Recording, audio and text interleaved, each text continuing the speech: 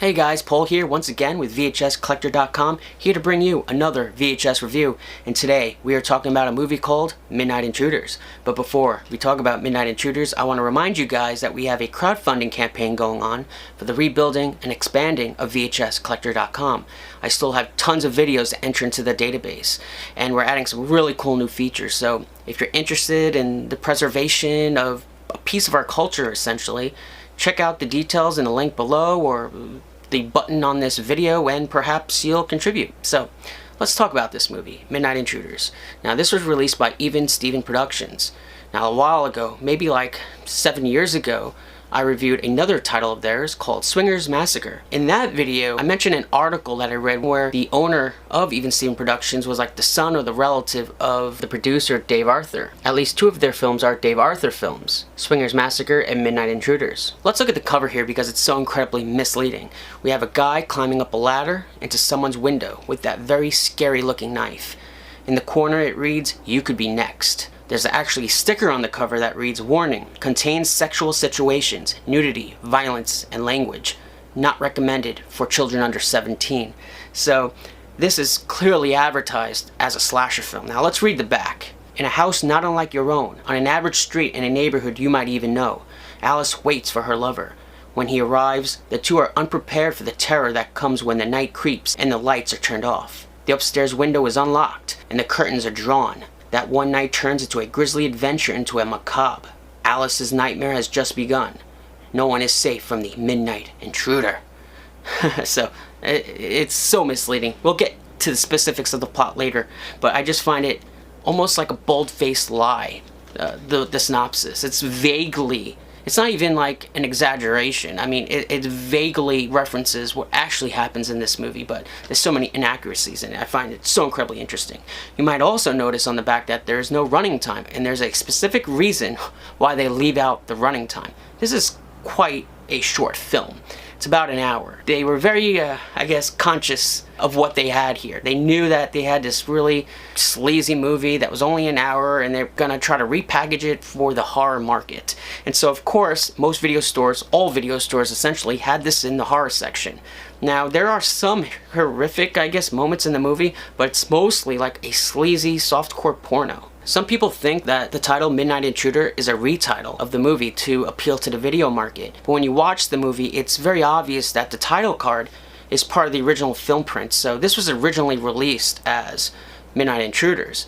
And then 3 years later, in 1976, it was re-released as The Wife, which is a far more appropriate title for this movie.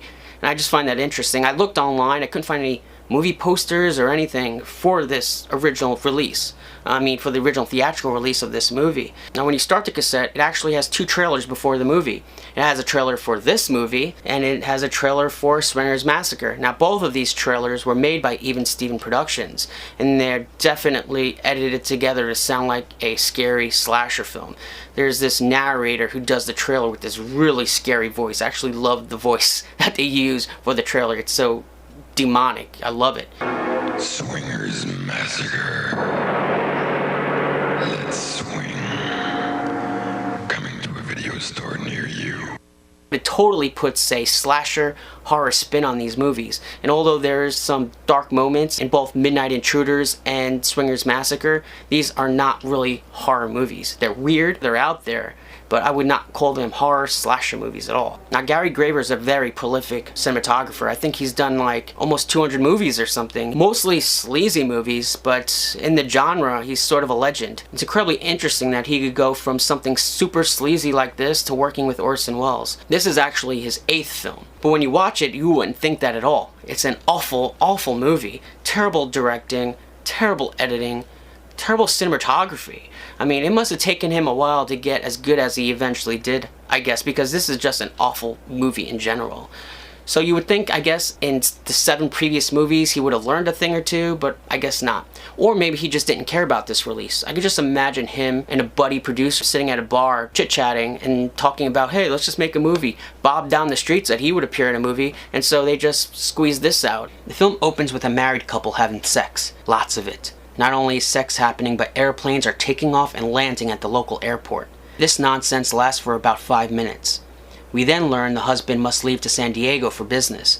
We are taken each step of the way, from him driving through the city, walking through the airport, stepping into the plane, to him taking a seat. All of this does nothing more than pad the running time. When the wife returns home after having dropped off her husband, she makes an obscene phone call to some guy having a threesome. The call is an invite over to her place, but why this guy would leave 2 beautiful girls to mess around with some guy's wife is beyond me. Meanwhile, back in San Diego, we get more worthless footage of her husband getting off the plane, walking through the airport, and having his business meeting. Once again, our time is wasted on scenes that don't advance the plot. Back home with her boyfriend now over, the wife is having hot sauna sex. It eventually leads to the bedroom, where we have an awful foot fetish scene. The wife appropriately asks, "What, are you some kind of foot nut or something?" Then of course the couple decides to have more sex, this time with more dirty talk and more positions. As this is happening, the husband is heading back home. Again, more shots of him walking through the airport, getting on the plane taking off, sitting next to a creepy guy, etc. Although the shots this time around do create some degree of suspense, I can't help but to be completely annoyed by the redundancy. When they finish having sex for a second time, the wife and the boyfriend take a shower together with their clothes on. I'm guessing this is because the actor who plays the husband didn't want to tackle a naked man. When the husband finally arrives home, a scuffle ensues, which results in the boyfriend being knocked out with an ashtray. Believing the boyfriend is dead, he proceeds to beat his wife. It eventually leads to the kitchen, where she stabs him with a knife, killing him. After she cleans up, the film takes a bizarre turn when 2 intruders enter the house through a skylight, a man and woman, credited as Catman and Catwoman. They're there to rob the home, but they're also deviants and decide to torment the wife. But first, the Catwoman prepares drugs to be injected into the wife. The scene has a totally grimy feel to it, as if someone from the crew pulled out their own personal drug kit to be used in the shot. Once the wife is injected, we get a trippy montage of boob grabbing and zoom shots, until the boyfriend reappears, shooting Catman and chasing Catwoman down a tunnel that randomly appears once they leave the house. Gary Graver must have really loved this tunnel, as the shot lasts an entire minute. The Catwoman eventually gets hit by a car and is carried off by 2 strangers. The next morning, the boyfriend and the wife place the bodies in the husband's car and drive off. When cops signal for the couple to pull over, a chase ensues, ending with the wife and her boyfriend driving off a cliff. So that's Midnight Intruders. It's actually just a softcore porn movie with these really bizarre twists in it that don't make sense. And like I said before, there clearly was no script for this movie. I feel like they had the crew together and they were just standing around thinking, what could happen next? Oh, she gets hit by a car. Okay, or what could happen next? Oh, we can get Bill and Pam to arrive and they could come through the window and it'll be really weird and creepy. I use this word a lot, but it feels like it was just cobbled together. And with the padding in this movie, like seriously, why did they have to record every step along the way of the husband? It just doesn't make any sense, and it's infuriating because it takes up so much time of the movie.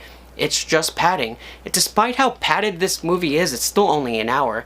I feel like if you trim a lot of the sex scenes and a lot of the redundancy in this movie, you could probably get a half-hour short, which would be a really, I guess, cool experimental film. I definitely get the vibe that Gary just slopped this together just to get something out there. I wonder if he made any money from this movie, honestly.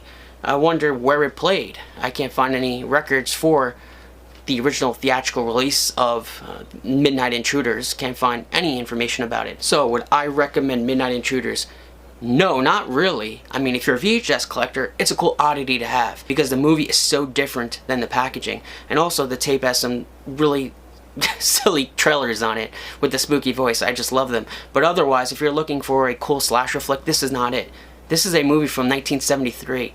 It wasn't made in the 80s. It's not an 80s slasher by any means. So I could just imagine some kids getting together on a Friday or Saturday, getting some popcorn together and renting a slasher film and getting this. Their mothers would go buck wild when they saw the sex scenes in this movie.